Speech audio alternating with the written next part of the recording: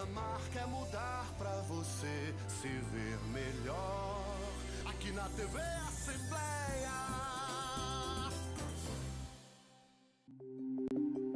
O programa a seguir é livre para todos os públicos.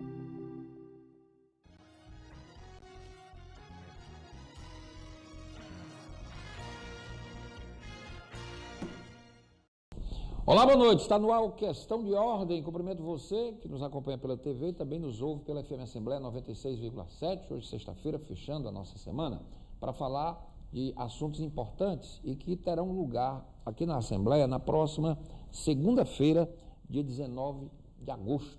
A Assembleia vai sediar aqui, a partir das 11h30 da manhã da próxima segunda-feira, o lançamento oficial do primeiro e-book do primeiro Congresso Cearense de Direito Eleitoral da Assembleia. Lembrando que a Assembleia já prepara o segundo Congresso Cearense, que será realizado nos próximos dias 30, 31 do mês de outubro e 1º de novembro, no auditório João Frederico Ferreira Gomes, aqui no anexo 2 da Assembleia. O tema desse segundo Congresso é democracia, além das eleições, confronto político, tecnologia e participação cidadã. Nesta segunda-feira, como eu falei, será lançado este e-book do primeiro Congresso, uma versão impressa, resumida do e-book, também sobre o primeiro Congresso Cearense de Direito Eleitoral, e na ocasião também, o meu convidado, que está aqui comigo no programa, vai lançar o livro Controle de Constitucionalidade das Resoluções da Justiça Eleitoral.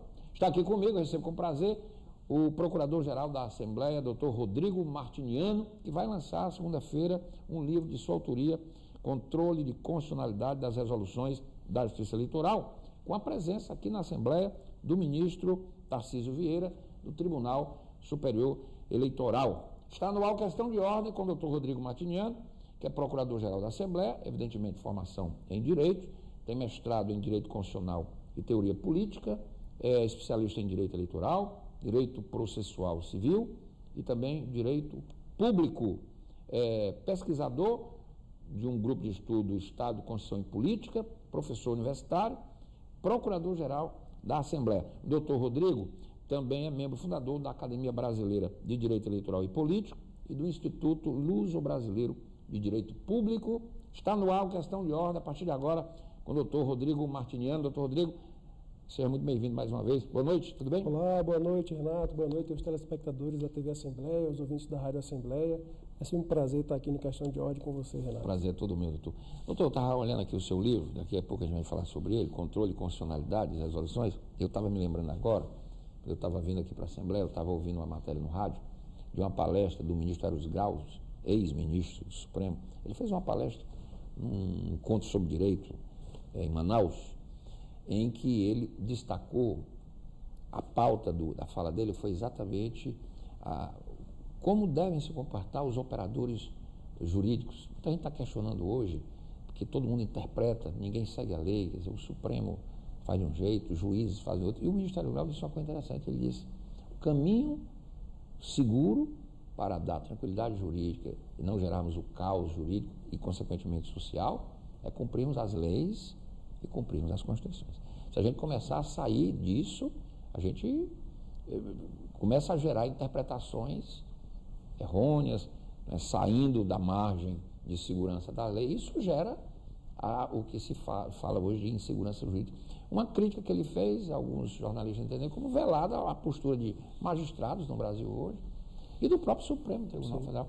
Porque essa questão da constitucionalidade não tem meio termo, né, doutor Rodrigo? O ministro Eros Graus, inclusive, é citado nessa hora, o controle de constitucionalidade. Eu faço essa crítica exatamente do que se tem falado muito de judicialização da política e o excesso que o Poder Judiciário vem praticando. A gente sabe que... O ativismo, né? O ativismo. A gente sabe que o Estado liberal exatamente veio para a aplicação das regras, né? Para que se tenha regras, exatamente para que se possa ter uma segurança jurídica, uma segurança nas relações sociais. Mas o que a gente está vivendo hoje no Brasil, e não é só no Brasil, é o que se tem falado de império dos princípios. Então, você desconsidera muitas vezes as regras para aplicar princípio, Só que aí o peso de cada princípio é muito pessoal, é muito particular de cada julgador. A visão de mundo, né? Cada um tem sua preconcepção sobre o mundo, e você fica, quem é jurisdicionado, sujeito a essas pré-compreensões que cada um tem.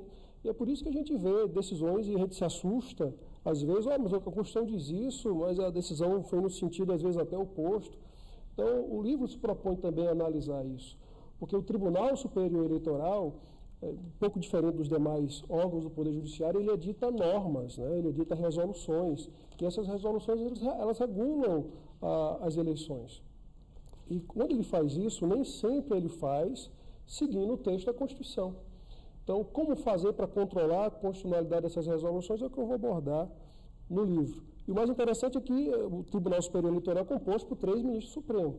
Então, são titulares, 3 do Supremo, né? Tem 3 do Supremo que são substitutos. Então, na verdade, você tem 6 ministros do Supremo de 11 funcionando no Tribunal Superior Eleitoral. E o presidente é um ministro do Supremo. Sim, sim. Necessariamente o presidente é um ministro do Supremo. O presidente e vice-presidente são ministros do Supremo. O corregedor é um ministro superior do Tribunal de Justiça.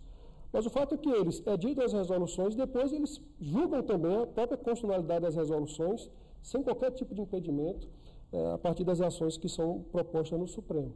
Então, eu abordo essa questão mais crítica no livro, como é que se exercita esse controle de constitucionalidade, em que ponto é, de fato, constitucional ou não essa atividade normativa do Tribunal Superior Eleitoral, será que ele não usurpa a função do Poder Legislativo?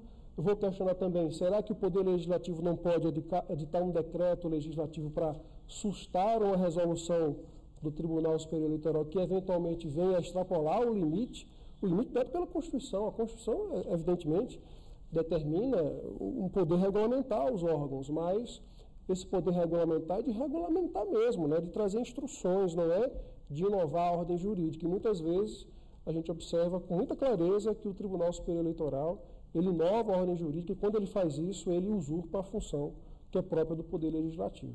Doutor Rodrigo Martiniano aqui comigo, Procurador-Geral da Assembleia. Segunda-feira vai ter aqui na Assembleia um evento, vai acontecer um evento, lançamento de um e-book sobre o Congresso Cearense, o primeiro, o doutor Rodrigo vai falar já, que aliás tem até uma versão simplificada, impressa, do e-book, não é? Que presta uma homenagem em memória ao grande jurista cearense Haroldo Mota, e este livro, que a gente acabou de abordar um aspecto, controle de constitucionalidade das resoluções da Justiça Eleitoral, numa abordagem do Dr. Rodrigo Martiniano Aires Lins, e faz todo esse apanhado e esses questionamentos. O senhor citou aí sobre o controle. Quem faz esse controle, doutor? Porque, voltando ao doutor Eros Graus, agora há pouco, né, eu estava ouvindo um debate num programa desse de televisão sobre o tal inquérito que foi aberto pelo Supremo Tribunal Federal, quer dizer, decisão do presidente, se criou um inquérito, está sendo coordenado pelo ministro Alexandre de Moraes, e eu vi muito procurador, muito advogado questionando que o Supremo investiga, o Supremo acusa e o Supremo julga. Mas o processo judicial brasileiro não dá esse poder ao Supremo, quer dizer, isso não existe, quer dizer, é uma discussão muito... Na verdade, há muito tempo se questiona os poderes do Supremo Tribunal Federal. Na verdade, você não tem nenhum precedente no mundo de um tribunal com tanto poder como o Supremo. O Supremo ele é uma instância originária de ações, então se propõe ações diretamente no Supremo, você tem uma corte que faz o controle da constitucionalidade, seja por ação direta, seja através de recursos extraordinários. É uma corte também que recebe os recursos de outros tribunais, né? Então ele analisa a parte constitucional desses recursos, analisa a questão, por exemplo, no final das contas, por exemplo, a parte penal, vai tudo para o Supremo, porque ele recebe habeas corpus, que é um remédio constitucional. Então acaba que o Supremo abarca, de fato, uma competência que é sui generis. Então você tem 11 ministros tendo que dar conta de milhares de processos e a gente se questiona, Renato, até que ponto fica a qualidade, né, do trabalho feito pelos ministros do Supremo. E é engraçado, eu estava observando, nessa pesquisa que fiz, inclusive, para o livro, eu li, é claro, vários acórdãos, e é interessante que antes de 2003, antes da TV Justiça, eles eram mais sucintos. Depois da TV Justiça, se percebe que eles ficaram mais complexos, os votos, até porque tem toda essa questão da principiologia, do que tem se chamado de neoconstitucionalismo, e os votos estão cada vez mais longos, mais prolixos, e a gente percebe que isso é muito decorrência da necessidade de você estar ali mostrando, de certa forma, né, com sua exposição, a sua capacidade de argumentação, né? Então, eu não sei até que ponto isso é bom, porque você tem destaque, e aí é o ponto que eu queria mencionar, você tem alguns processos que têm bastante destaque, e eles, evidentemente, alongam essa argumentação, e vários outros que entram numa senda, digamos assim, da vara geral, né? Então, assim, me preocupa muito a prestação judicial do Supremo, não que não tenham excelentes ministros, excelentes servidores que integram a Corte, mas essa avassaladora quantidade de recursos e de ações acaba, né, invariavelmente levando à perda de um pouco da qualidade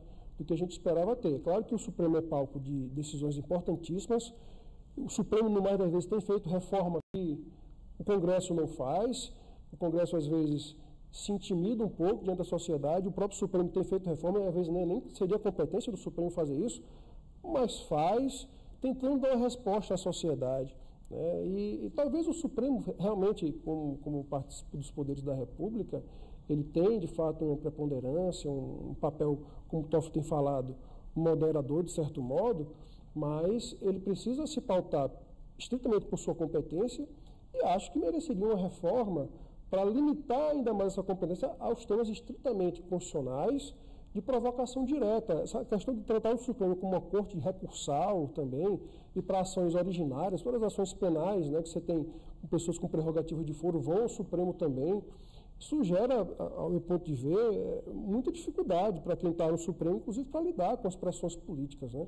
É interessante, doutor Rodrigo, o que o senhor está dizendo aí, porque numa entrevista essa semana, numa revista de grande circulação, o presidente do Supremo admitiu que é muito ruim quando tudo termina no Supremo. Mas é o que está acontecendo, né? O protagonismo do Supremo. E o Supremo, ele não faz nenhum gesto para que isso seja corrigido, né? Quer dizer, e o Congresso se intimida. Se você apresentar um projeto de um Congresso para restringir os poderes do Supremo, vai ser visto como uma retaliação aos ministros do Supremo. E não é isso. Seria uma regulação democrática para que o Supremo não pudesse, por exemplo, tomar uma decisão sem uma lei propriamente dita, quer dizer, decidir que isso é crime sem que isso esteja previsto em nenhuma legislação. Quem controla os ministros do Supremo, né? Então, veja, a ideia na reforma... O Barbosa dizia, né, que o Supremo tem a prerrogativa de errar por último, né? Sim. na reforma do Poder Judiciário, na emenda constitucional 45, se pretendeu criar o CNJ, né, como órgão externo à atividade do Poder Judiciário, né, um órgão de controle externo. Acabou ficando pelo lobby do Poder Judiciário, não necessariamente o lobby era uma coisa ruim, né, então faz parte da vida política. Então o lobby do Judiciário fez com que o CNJ ficasse como órgão do Poder Judiciário. E a gente já teve no Brasil, na Constituição de 37, um mecanismo de você controlar. É claro que a Constituição de 37 era a Constituição do Estado Novo, era uma situação de ditadura. A gente tem um parâmetro do texto escrito, né? Evidentemente que naquele cenário era diferente do que seria hoje. Mas lá na Constituição 37 tinha um dispositivo muito interessante que permitia ao Congresso, por provocação do presidente da República, não tinha Congresso naquela época funcionando, mas enfim, então o presidente da República poderia provocar o Congresso, se ele estivesse funcionando, para revisitar decisões do Supremo que violassem a ordem institucional nacional, né? Então, hoje a gente tem uma proposta do deputado federal Nazaré Fonteles, do Piauí, que é para permitir essa mesma mecânica em relação às súmulas vinculantes do Supremo. Então, hoje você tem o Supremo, por exemplo, podendo praticamente legislar quando ele edita uma súmula vinculante. Não há o que fazer, então ninguém pode questionar a súmula do Supremo, a não ser aqueles que podem provocar o controle de constitucionalidade para o próprio Supremo controlar a sua... É uma ditadura do Supremo. Então, você tem, essa PEC não foi aprovada ainda, está em tramitação. Isso seria bom, né? Mas seria uma possibilidade do Congresso revisitar uma súmula. E se ele é detentor do poder legislativo, originário, obviamente que, bem, se tem uma disposição de uma súmula que, na verdade, interpreta a legislação, é claro que o próprio Congresso poderia revisitar aquela súmula para dar uma entonação legislativa a ela. E eu acho, e existe, na verdade, também é possível O Congresso, é bom que se esclareça isso, o Poder Legislativo, na verdade, não está submetido à autoridade suprema em relação às suas decisões de constitucionalidade. Em que sentido isso? O Supremo Tribunal Federal decidir que uma lei é inconstitucional e o Congresso pode editar novamente a lei. Às vezes, corrigindo algum detalhe ou outro, é possível fazer isso. É o que a gente chama na doutrina de regressão legislativa, regressão jurisprudencial. Então, o Congresso reedita uma norma, às vezes pode acontecer de o Supremo declarar inconstitucionalidade por uma questão formal, ou não, né? E aí se dá uma nova roupagem, faz-se uma nova leitura, isso se chama de regressão jurisprudencial. O Congresso legislando contra a decisão do Supremo, ele não está vinculado. Todos os outros órgãos administrativos estão vinculados a uma decisão do Supremo. Inclusive, na seara administrativa, o próprio Poder Legislativo, mas ele não está vinculado em relação ao seu poder de legislar sobre aquele assunto. Porque vem do poder do povo, Sim, da democracia. O Supremo não tem, o poder dele não é originário no voto popular. Ninguém elege o ministro Supremo. Ninguém elege o ministro Supremo. Então, essa prerrogativa é fundamental, porque o poder originário de qualquer democracia é o voto popular. Sim. E isso é o Congresso, é o poder legislativo de uma forma geral. A democracia surge com essa força do poder legislativo. É a força do povo. Sim. Agora, se o Congresso não puder controlar o Supremo, aí nós estamos... Pois é, mas bem dito, né? Controlar nesses aspectos. Bem dito, né? Cada um como seu, aquilo que o Ciro falou, né? E foi bem... repercutiu bastante, é colocar cada um na sua caixinha. Cada um na sua né? caixinha. O Brasil ficaria melhor, né? Mas com todas as vezes o que se possa o pessoal deturpou muito isso que o Ciro falou, mas na verdade é colocar o retorno, fazer um retorno à institucionalidade democrática, né? Verdade. Colocar na sua caixinha, o que ele quer dizer é exatamente isso. Está colocar difícil no Brasil, né? Está muito dentro difícil. da sua institucionalidade. Eu vi o voto do Marco Aurélio sobre a recente decisão do Supremo, emergencial, fora de pauta, para a transferência do ex-presidente. E o Marco Aurélio disse, olha, se o Supremo for cuidar agora de transferência de preso, de presídio, decisão da vara de execuções penais, não vai fazer mais nada aqui. Pois é. Quer dizer, um negócio... Não deveria estar no não Supremo. Não deveria ser coisa do Supremo. Não. A questão... E não é assim em outros lugares do mundo, né? É um assunto para o tribunal recursal lá da causa. Sim. Mas tudo vai para o Supremo. E o Supremo recebe e aceita. Então ele abre o flanco para que tudo vá para lá. Né? É um negócio impressionante. Qualquer decisão no Brasil, o cara, não, vai se recorrer ao Supremo. Tudo é o Supremo resolve tudo. Muito complicado. O seu livro, doutor, eu estava vendo aqui, o Controle de Constitucionalidade, doutor Rodrigo Martiniano aqui comigo, ele vai lançar esse livro segunda-feira aqui na Assembleia. O senhor também faz o histórico, né, da Justiça. O histórico da Justiça Eleitoral, das eleições, né, como é que se processaram essas eleições. A Justiça Eleitoral começou quando no Brasil? Ela foi instituída em 1932. Foi o governo Vargas, né, de Revolução de 30. Então você supera as ali. eleições do Império, sem justiça e nada, como é que era isso? Quem organizava basicamente era próprio aqueles que eram eleitos, né? Então assim, você tinha uma participação muito grande das paróquias, né, na organização das eleições, né? Basicamente as paróquias funcionavam como os cartórios eleitorais. Você tinha eleições para as províncias, enfim, mas um voto muito limitado, né? Nem todo mundo votava. Não, pouquíssimo. Tinha que ter bens de raiz, né, como se dizia, patrimônio. Mulheres não votavam? Não, mulher só veio votar no Brasil a partir de 32, né? Com a instituição da Justiça Eleitoral se permitiu também o voto feminino, né? Escravos não votavam, né? Enfim, era muito limitada, né, a votação no Império, né? E para poucos cargos também, né? Poucos cargos. Mas há quem diga que se teve bastante participação ainda, guardadas as devidas proporções. Né? O senhor acha que a Justiça Eleitoral ainda é importante, a existência dela? Muita gente questiona, né? Que não precisaria, etc. Qual a sua opinião? Eu acho que sim, Existem vários modelos, né? O Brasil adotou o modelo do Uruguai na época, que era de ter uma justiça especializada que funcionasse especificamente para cuidar das eleições, para organizar. A Justiça Eleitoral é um órgão do Judiciário bem sui generis, né? Porque ele é um órgão, da minha concepção, muito mais executivo do que propriamente judiciário. A principal finalidade da Justiça Eleitoral não é a finalidade que é própria do Judiciário, que é julgar. A principal finalidade do Poder Judiciário Eleitoral é organizar as eleições, organizar o processo eleitoral.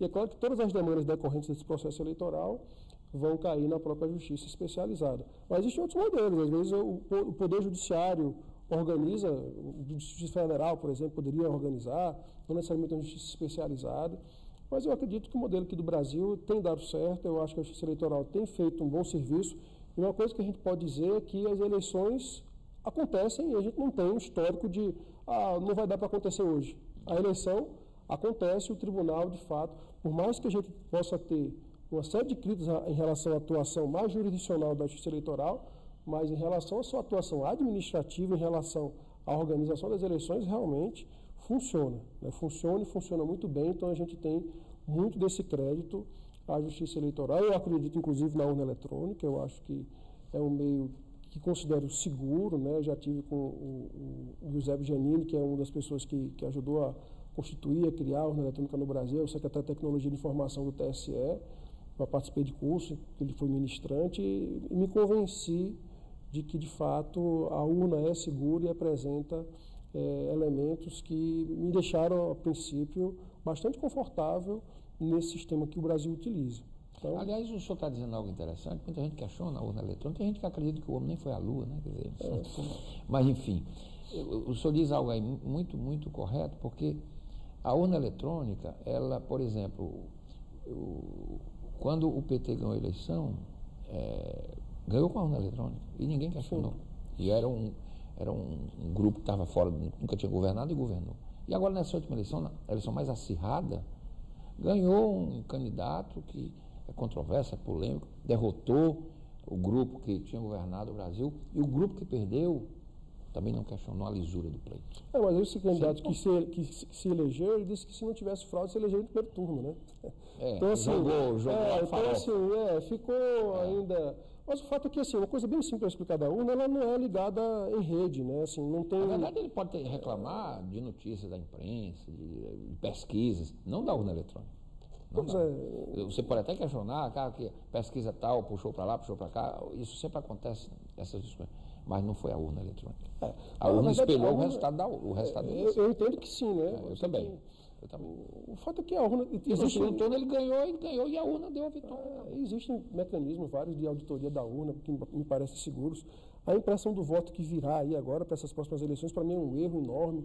Você imagina a quantidade de erro que pode dar nessa impressão do voto, né? Claro que o voto não vai ser entregue à impressão ao eleitor, né?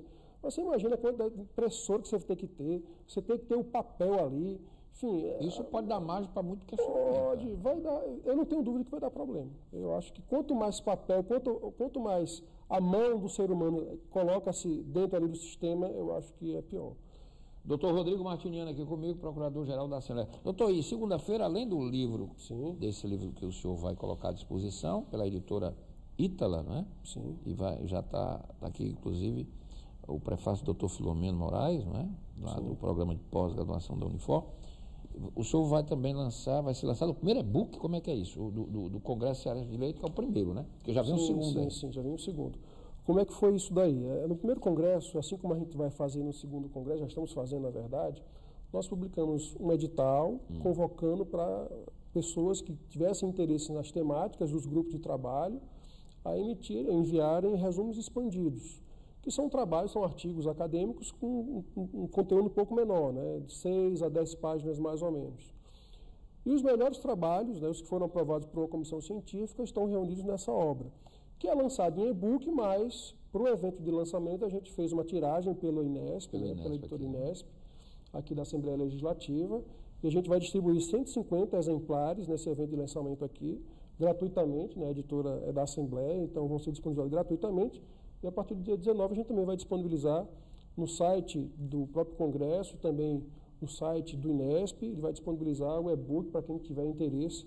Nós temos vários temas aí, financiamento de campanha, propaganda eleitoral, participação feminina na política, enfim, os temas que naquele momento eram os que estavam mais sob reflexão dos eleitoralistas do país.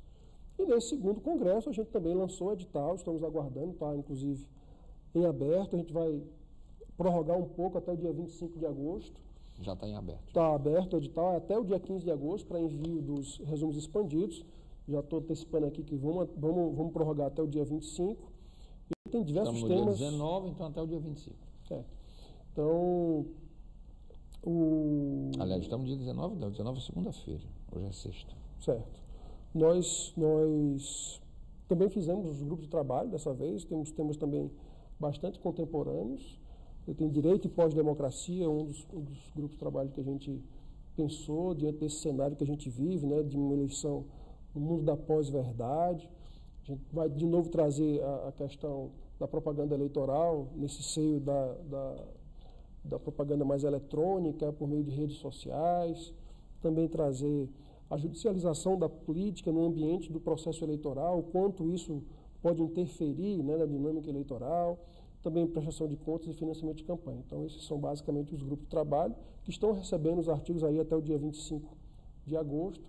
Para que a gente tema possa... continua atual também, né? Democracia além das eleições, confronto político, que, aliás, o Brasil não saiu do confronto, né? Quer dizer, e engraçado, doutor, o senhor que também transita na área acadêmica, é que o confronto não está só na sociedade, digamos assim, civil. Ele está no meio acadêmico. É impressionante o confronto entre professores, que a sua posição A ou B. É uma perda de tempo você tentar dialogar, porque são posições pré-concebidas. Não há, é difícil, isso até dentro da academia, é um negócio muito complicado. Não sei quando é que a gente vai romper com isso, não. Mas assim, a existência do diálogo é bom para a academia, né? Era para ser diálogo, né? E não uma discussão, digamos assim, né? O tema do Congresso é democracia além das eleições, porque a gente tem essa noção geral de que porque a gente vota, a gente tem democracia, mas nem sempre é assim. Democracia não se faz apenas com o exercício do direito de votar. Tem muito mais para você ter, de fato, uma consolidação e para você dizer que estamos numa democracia, né? Será que votar sem entender o que significa o valor do voto é suficiente para que você esteja, de fato, inserido numa democracia?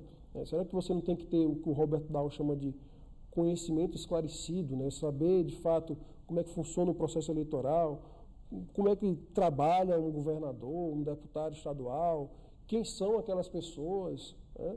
Então, a gente tem tão pouco aqui no Brasil conhecimento esclarecido, para usar a expressão do Robert Dahl, que a gente precisou de uma lei como a lei da ficha limpa, né? Que, na verdade, a lei da ficha limpa é terrível, não é boa. Em nenhuma democracia uma lei da ficha limpa seria boa, né? Mostra o quanto a nossa sociedade é atrasada, que a gente precisa ter uma lei para evitar que pessoas escolham maus candidatos. Quando, na verdade, eu deveria ter a liberdade de escolher quem eu quero. Mas eu preciso de uma lei para refugar os maus candidatos. Sim, a própria sociedade mas pelo meu conhecimento, não porque uma lei disse. Né? Os partidos tinham que fazer isso também. Sim, tem democracia interna, inclusive. Então você tem, na verdade, o Brasil tem um sistema de inelegibilidades que é o mais feroz do mundo também. Então aqui no Brasil não se caça mandato no mundo, tanto quanto no Brasil, né? Então a gente tem no Brasil uma avalanche de cassações de mandatos, seja pela Justiça Eleitoral, seja pelo Judiciário Comum também, através de ações de improbidade administrativa. E aqui eu não vou nem entrar no mérito se deve ser cassado ou não deve ser cassado. O problema está aqui, para falar de democracia, essa ausência desse conhecimento esclarecido, porque, de fato, a gente não precisaria ter uma lei que blindasse a sociedade se essa sociedade tivesse condição de escolher, né, com a educação que tem, aqueles que seriam os melhores candidatos para fazer a coisa pública. O senhor está falando aí que a questão da democracia além das eleições, que a gente precisa aperfeiçoar, inclusive, a participação nossa, enquanto cidadão. Eu estava vendo agora uma pesquisa do Instituto, ele falando sobre a percepção. Impressionante para mim. FGTS, o governo agora anunciou aquele negócio, vai liberar uma parcela, tal. As pessoas não têm nem noção que é FGTS. Impressionante. Uma coisa que está todo dia na televisão que a gente acha que é um assunto corriqueiro. As pessoas não têm nem noção. Reforma da Previdência, ano passado, quando o Temer lançou o projeto dele, 70% eram contra. De repente, passou um tempo, e a coisa se inverteu. As pessoas...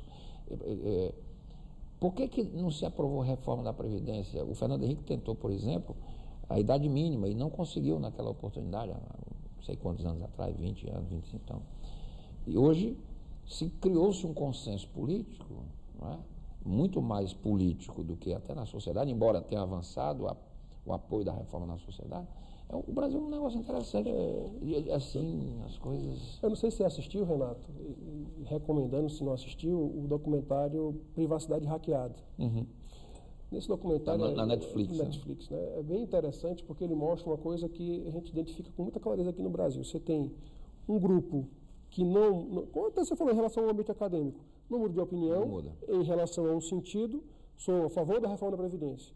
Outro grupo que é totalmente contra, e tem um grupo do meio que é o isentão, digamos assim, né? Aquele que é, segundo o documentário, né, Privacidade Hackeada, o influenciável, né? Então se descobriu, né, forma de tocar essa pessoa que é indecisa, né? Então, na eleição, né, e agora com a reforma da Previdência, se descobriram formas, mecanismos para que aquelas pessoas que estariam ali isentas pendessem para um lado ou para o outro, né? E a propaganda do governo conseguiu chegar, não só a propaganda institucional, mas também aquelas pessoas que são ali influências digitais, né? Os grupos de apoio, conseguiram chegar na mente dessas pessoas que são isentas, né? E a mensagem é muito superficial normalmente, né? Assim, o que a doutrina há muito tempo já diz é que o argumento bom é aquele argumento que você entende com facilidade e é um argumento que cola, digamos assim, mais ou menos com o que você tem de noção geral. Então, é fácil compreender que o Brasil precisa de uma reforma da Previdência que, se não fizer, ele não vai ter dinheiro para pagar a educação, saúde, etc. Então, esse argumento da necessidade da reforma é um argumento que foi pulverizado e que convenceu as pessoas. Mas os detalhes da reforma, o quão cruel ela pode ser para muita gente, isso daí as pessoas não sabem. Você perguntar a uma pessoa, você é a favor da reforma da Previdência? Sou. E você sabe quais são as circunstâncias em que você agora vai se aposentar com essa reforma? Ele não vai saber responder. Na maioria das vezes ele não vai saber responder. Então, assim, as pessoas acabam tendo essa noção superficial dos fatos da nossa vida cotidiana e não aprofundam, né? A gente vive numa era de muita informação, a gente lê manchete de Twitter, né? Mas ninguém está ali, alguns poucos caracteres, mas ninguém vai aprofundar a informação. Então, assim, a gente vive num momento hoje, não só no Brasil, mas no mundo, em que as pessoas não aprofundam os conteúdos, simplesmente é aquela manchete. E aquela manchete é suficiente para lhe convencer de alguma coisa. Aliás, o senhor está dizendo algo interessante, porque na época eu sou da geração Twitter, anti-celular, né? Geração X, né? E aquelas pessoas que passavam nas bancas, quando ainda o acesso à informação era o jornal impresso, e só liam as manchetes, né? E depois iam comentar as manchetes. A gente foi para a era digital com a informação e os conteúdos na mão, e a gente continua olhando as manchetes. As pessoas não têm o cuidado de clicar ali para ler. Peraí, vamos ver isso aqui, o que é isso aqui mesmo? As pessoas não leem, é só manchete. Aí recebe aqui, aí passa para não sei quem, não sei o quê. Se é a favor. É uma quantidade muito grande. Se é a favor do que ela acha que é correto, ela passa. Se é contra, ela não passa. É desse jeito o negócio. Mas sem ter o devido aprofundamento, sem refletir sobre. Exatamente. É aquela ideia geral que você tem, você lê, bateu com a sua ideia geral, você compartilha. É verdade. Eu recebo muito isso e aí eu digo, gente, isso aqui é fake, cuidado. Eu só venho assim, isso é fake, isso não é verdade. Chequem nos portais de notícias, que é o trabalho que a gente faz, né? Qual é o nosso cuidado? É checar nos grandes portais, que tem que ter credibilidade. Por isso que eles não podem ficar, um portal do Globo, do Estadão, Diário Nordeste, Povo, pode ficar dando notícia fake, que eles acabam, enquanto veículos de comunicação. Então, esses são os filtros que a gente tem que ter. Isso é bom, porque a imprensa... Mas hoje em dia é tão fácil você ter um blog, né, por exemplo. Então, a privacidade hackeada mostra isso, né? Então, você quer... E os blogs são reis dos fakes. Pois é, você quer denegrir uma imagem de uma pessoa, você quer desconstruir uma ideia, você começa a utilizar de uma série de haters, né, enfim, para que você pulverize uma informação. Aquela história do Goebbels também, do próprio nazismo, né? Então, você divulgar uma informação, ainda que seja equivocada por diversas vezes, por diversos meios, você acaba transformando a informação que é inverídica com aparência de realidade, né? O que a gente chama de pós-verdade também. Uma verdade. O que é pós-verdade? Verdade é para ser só uma, né? Pós-verdade é o quê? Eu pegar fragmentos do que seria verdadeiro e transformar aquele fragmento numa coisa muito maior e desencontrada, né? Então, assim, eu pego... O Supremo julgou, sei lá, a transferência do Lula que não deveria acontecer. Essa parte é verdadeira, né? Mas aí eu vou pegar essa parte aí e fazer toda uma teoria por trás dessa, o porquê disso. Aí você inventa uma história por trás. Isso daí, às vezes, não é verdadeiro, né? Mas as pessoas entendem por verdadeiro porque tem uma parte que é real e uma grande parte que não é real. Mas aquela parte real lhe chama a atenção e lhe dá uma cara de credibilidade, né? Então é assim que o pessoal trabalha. É verdade. E tem gente que está especializada nisso. Sim, é terrível. É terrível isso.